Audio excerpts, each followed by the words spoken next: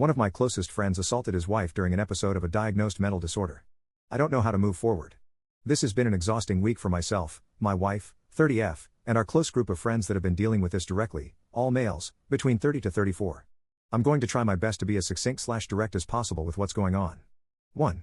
One of my closest friends, Joe, 31M, and his wife Jane, 35F, have been together for nearly 10 years and married for less than 1 year. They have 4 kids, 8F, 6F, 2M twins, together. 2. We have a group of guy friends that have been friends for a very long time, nearly 15 years. Jane was our mentor at one point early in our relationship, and we all became close friends over time, with friendship lengths varying between 12 to 14 years. 4 of us are actually godfathers to the 4 kids, with myself being the godfather to the oldest daughter. 3. Joe had an affair from April to July 2025, felt very unfulfilled at home, felt like Jane wasn't paying attention to him, the usual bullshit. Our group of friends confronted him and forced him to confess to us. He had already been caught by Jane before this. We were extremely angry. 4. Jane wanted to reconcile. We were all iffy about it, but it was her choice, so we told both Joe and Jane that we would support them. All's good, I guess? They're working at it and going to individual therapy and couples therapy. 5. Joe has been diagnosed with intermittent explosive disorder for several years, can't pinpoint exact year. He has episodes of explosive anger where he will punch a wall, a punching bag, or just leave so he doesn't hurt his wife or kids. 6. Despite their efforts to reconcile, July to August has been very rocky for Joe and Jane, and it culminated in an alleged altercation last week where, during a night episode, Joe punched Jane in the face. Joe has not been forthright with our group about this. We heard this all through Jane's best friend Becky, 34F, who told one of the members of our group because she needed help. So we do not have direct evidence of this. 7. Becky alleges that Jane has been covering up her bruises with makeup. Jane will not be direct about what happened, only indicating that she has things under control and significantly downplaying the alleged events to Becky and us. 8. Our friend group has been on several hours-long phone calls over the past week discussing the issue and what to do next. Joe has said he would send us a long message with an update but hasn't yet. We are concerned about the kids but are stuck because Joe/Jane aren't taking any action to protect them, and although we acknowledge Joe hasn't been in his right mind for a while, it doesn't take away from the fact that he has abused his wife and is a danger to her and their kids. 9. Becky has ceased contact with her main contact in our friend group. He has tried to reach out multiple times but has gotten no response. We think that Jane has asked her to stop talking to us. 10. Although we are 99.9% sure everything has transpired as it was alleged, we still don't know for sure as we have no hard evidence or primary testimony. So we are struggling with what to do or how to move forward. I want to call the police but have very real fears about Joe attempting suicide by cop. He has had multiple suicidal ideations/attempts in the past. I am sad to say that I would not put it past him to attempt this, in front of his kids no less, if this were to happen. Any unbiased third-party opinions would be great, as I have been deep in the shitshow of this family ever since the affair, and I think I'm experiencing severe decision paralysis. The affair was one thing, but this is a whole new level that none of us are qualified to deal with. ETA as far as we know, Joe does not know that we know about the alleged altercation. Jane also does not know for sure, she has only been communicating with one of the members of our group, and that member has not yet indicated to her that he told us. The rest of us have not reached out to her directly yet. Final update. First off, I appreciate everyone that commented on the original post. Long story short, we ended up not calling the cops nor DCFS as one. The violent situation itself was isolated and had already passed, and 2, after consulting with DV and family specialists, we realized that there would likely be nothing they could do to address an alleged incident, and it may only serve to make things worse. So we decided to hold off. However, we did want to have a dialogue with Joe, 31M, about his mental health journey and everything that has happened. The intent was going to be to check in on him, as well as confront him about the alleged abuse and make it clear that we don't condone DV, and that mental illness is not an excuse for it. We also intended for this conversation to be a realignment of our boundaries as both Joe and Jane's, 35F, friends, as, in all honesty, this situation was taking a toll on us, but especially me.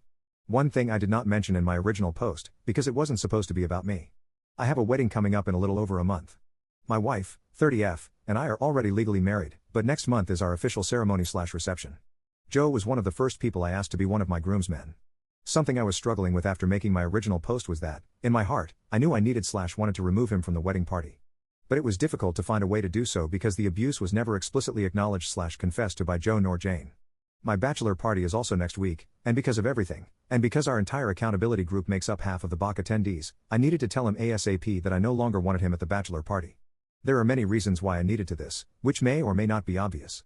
I don't support what he did, even if I haven't been able to confront him directly about it. I have safety concerns for myself, for Joe, and for the rest of the guys at the party. We wouldn't know how to manage one of his episodes if he had one in the middle of nowhere, and I really needed to pull back because I really needed to be able to focus on myself next week at the bachelor party, and on myself and my wife when it came to finishing up wedding planning.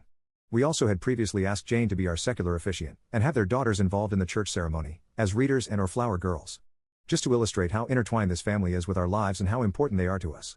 Wife and I were also leaning towards not having Jane as our officiant any longer, as we started to feel uncomfortable with how the abuse was taking a toll on her, and we didn't want her to be involved on our wedding day if there was any possibility of the abuse situation crossing our minds if we were to look at her or Joe. I didn't want this situation crossing over into our wedding whatsoever, so I felt it best to just ask both of them to step down, but obviously, it was quite difficult to without being able to directly address the abuse.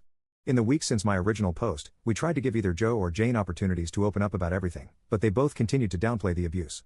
Jane also started to become upset with us about how we as an accountability group were handling the situation, because we apparently were not doing enough or were doing things wrong. To this day, I think she either doesn't know we know about the punch, or that she is in denial that we know. She has repeatedly maintained that she has things under control, that she needs us to just trust her, which is obviously something we can't do, as we have also been her friends for nearly 15 years. We continued to encourage Joe to update us, and when he finally did, we asked him to meet last night with all of our guy group present.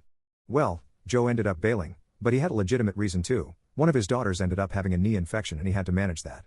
Perfectly understandable. However, my wife and I have been growing incredibly anxious with how close the wedding is and how urgently we need to make some of our decisions. Needless to say, it's crunch time for us, and we've delayed a lot of our planning because of this situation with Joe and Jane, and we're really counting on last night's meeting to solidify a lot of those decision points. Because we were not able to meet last night, and we weren't able to coordinate a time to meet anytime soon, I made the decision that I needed to message Joe, at least about the bachelor party, because it's next week and I needed him to no longer come. I did not mention asking him to step down from wedding party in this message yet. Needless to say, shit hit the fan. Joe left our group chat with the guys, and Jane texted me furiously saying how disappointed she was in all of us. They misconstrued my message about the bachelor party as a punishment of sorts for Joe not being at the meeting last night because he was taking care of his daughter, when that wasn't the case at all.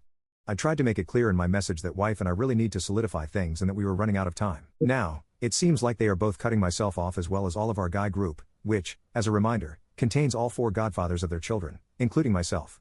While I understand and expected them to be upset, reacting by ending these 10-plus-year-long friendships without any sort of willingness to engage in productive dialogue felt very drastic. I am also a bit jaded, as wife and I have been neglecting wedding planning to address a lot of these situations, and the moment I tell Joe and Jane that I need to pull back a bit and need some distance at least for the Bach, they reacted in such a vitriolic way. I have no regrets about uninviting Joe from the bachelor party, and when I showed the rest of the guy group the texts, they were shocked, and some were pissed. I'm personally just feeling kind of numb about it, but I'm sure it'll hit me soon. The entire group is kind of taking a step back from this right now, but we agreed that we need to talk to Becky, 34F, Jane's best friend that originally reported the abuse to us, as she is also a godmother and has also been working this situation on her own immensely.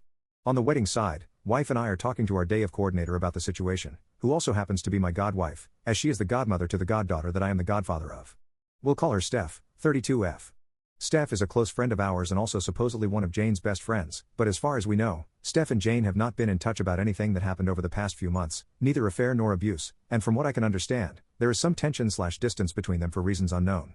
Steph runs her wedding coordinator business on the side, and we wanted to talk to her to get some insight about the situation as a friend and for advice on how to proceed, on a personal level, with Joe and Jane.